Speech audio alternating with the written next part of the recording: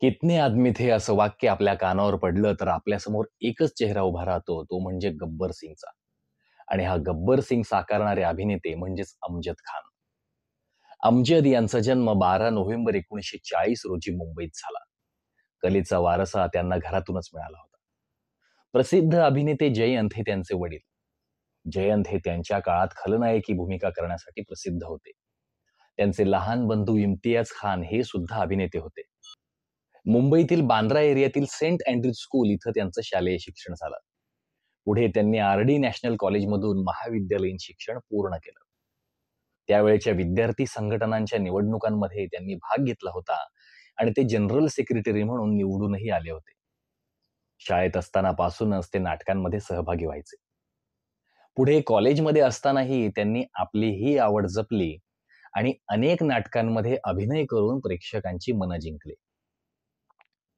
वयाच्या 11व्या वर्षीच त्यांनी पडद्यावर आपली उपस्थिती दर्शवली. सिनेमा होता 1951चा नाझनीन. त्यानंतर मग त्यांनी मधल्या काळात 4 पैसे, अब दिल्ली दूर नहीं, माया अशा काही सिनेमांमध्ये छोट्या-छोट्या भूमिका केल्या. तारुण्यात असताना हिंदुस्तान की कसम या सिनेमात त्यांची एक लहान भूमिका होती. मधल्या काळात त्यांनी दिग्दर्शक के. आसिफ यांच्या लव्ह अँड गॉड या सिनेमासाठी सहाय्यक दिग्दर्शन केलं होतं. मात्र के. आसिफ यांच्या अचानक झालेल्या मृत्यूमुळे हा सिनेमा पूर्ण होऊ शकला नाही. मग पुढे 1986 मध्ये हा सिनेमा प्रदर्शित झाला.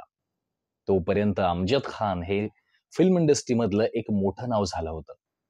1975 हे वर्ष त्यांच्या कारकिर्दीला वळण देणारं ठरलं. त्यांचा शोले सिनेमा प्रदर्शित झाला. यातील त्यांचा गब्बर सिंग खूपच प्रसिद्ध झाला. खरं तर ही भूमिका आधी डॅनी देंगचोप्पा यांना ऑफर झाली होती. मात्र ते दुसऱ्या प्रोजेक्टमध्ये व्यस्त असल्याने त्यांना शोलेमध्ये काम करणं शक्य नव्हतं. ज्यांनी ठाकूरची भूमिका केली त्या संजीव कुमार यांनाही गब्बर वठवण्यात रस होता.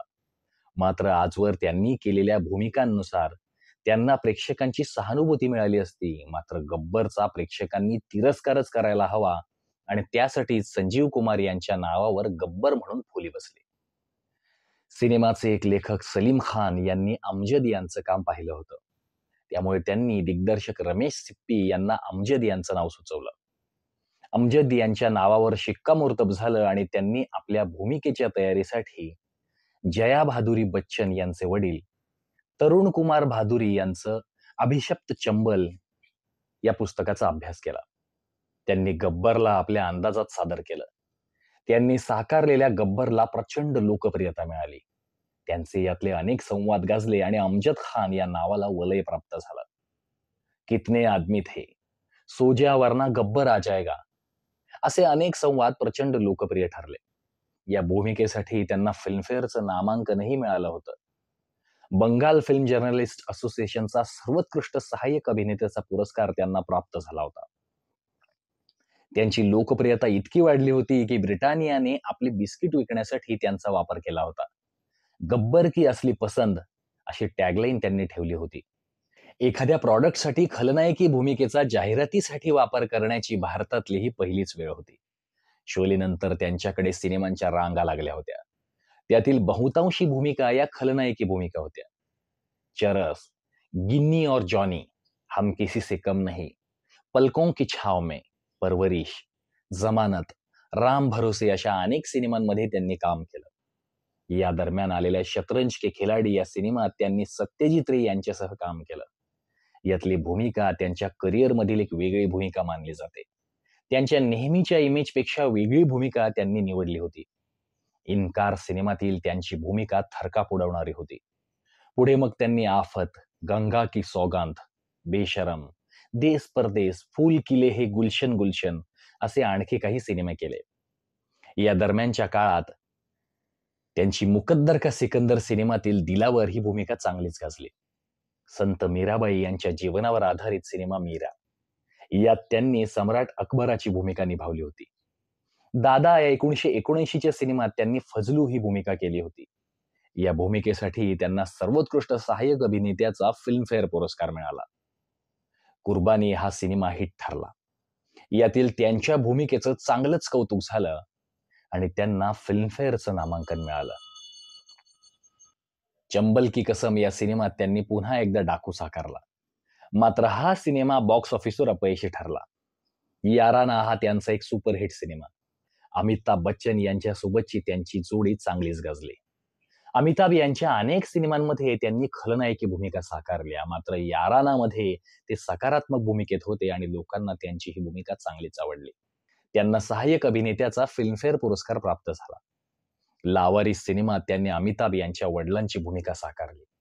सत्ते पे सत्ता, डायल 100, महान, हिम्मतवाला, चमेली की शादी, सिंहासन, इन्सानियत के दुश्मन अशा अनेक सिनेमात त्यांनी वेगवेगळ्या भूमिका केल्या. उत्सव हा त्यांच्या कारकिर्दीतील एक महत्वाचा सिनेमा. रामगढ के शोलेमधून त्यांनी आपली गब्बरची भूमिका पुन्हा एकदा साकारली. ही मूळ शोले सिनेमाची पॅरडी होती. मात्र बॉक्स ऑफिसवर ही पॅरडी जादू दाखवू शकली नाही. अमजद यांनी हिंदी व्यतिरिक्त तमिळ, तेलुगू, कानडी आणि मल्याळम चित्रपटांमध्येही काम केलं. अमजद यांनी अभिनयाव्यतिरिक्त 2 सिनेमांचं दिग्दर्शनही केलंय. 1983चा चोर पोलीस आणि 1985चा अमीर आदमी गरीब आदमी हे ते 2 सिनेमे. मात्र दोन्ही सिनेमे बॉक्स ऑफिसवर अपयशी ठरले. ॲक्टर्स गिल्ड ऑफ असोसिएशन या संस्थेचे ते अध्यक्ष होते. त्यावेळी कलाकारांच्या हितासाठी त्यांनी अनेक कामं केली. कलाकार आणि निर्माते यांच्यामधील अनेक वाद त्यांनी सामोपचाराने मिटवले. यातला एक गाजलेला किस्सा म्हणजे दामिनी सिनेमाचा. त्यावेळी दिग्दर्शक राजकुमार संतोषी आणि मीनाक्षी शेषाद्री यांच्यात वाद झाला होता आणि दामिनी सिनेमातून मीनाक्षी यांना बाहेरचा रस्ता दाखवण्यात येणार होता. तेव्हा अमजद यांनी पुढाकार घेऊन संतोषी आणि शेषाद्री यांच्यात समेट घडवून आणला. पुढे हा सिनेमा प्रदर्शित झाला आणि सिनेमाने इतिहास घडवला. त्यांना अनेक भूमिकांसाठी फिल्मफेअर पुरस्कार मिळाला आणि अनेक भूमिकांसाठी त्यांनी नामांकनही मिळवलं. 1972 मध्ये शीला खान यांच्याशी अमजद यांचा विवाह झाला. त्यांना 3 अपत्य आहेत. शादाब खान आणि सीमाब खान ही त्यांची मुलं, तर अहलाम ही त्यांची मुलगी. यातले शादाब अभिनेते आहेत. 27 जुलै 1992 रोजी वयाच्या 51व्या वर्षी त्यांचं हार्ट अटॅकने निधन झालं. भारतीय सिनेमाच्या या गब्बर सिंगचा आज जन्मदिन. त्यानिमित्त त्यांना बायोस्कोप आर्ट्सकडून मनःपूर्वक शुभेच्छा. तुम्हाला त्यांची कोणती भूमिका भावली आम्हाला कमेंट करून नक्की सांगा. आणि त्यांचा गब्बर सिंग आपल्याला कसा वाटला हे आमच्याशी नक्की शेअर करा.